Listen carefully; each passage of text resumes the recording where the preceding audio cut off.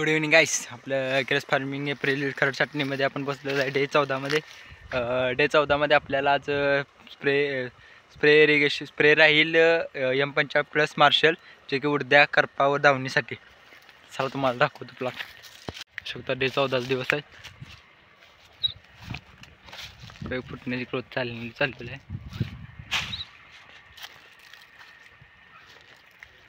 Day 14 M52 gram Marshal 1 मिली. Day 14 spray M55+ marshal.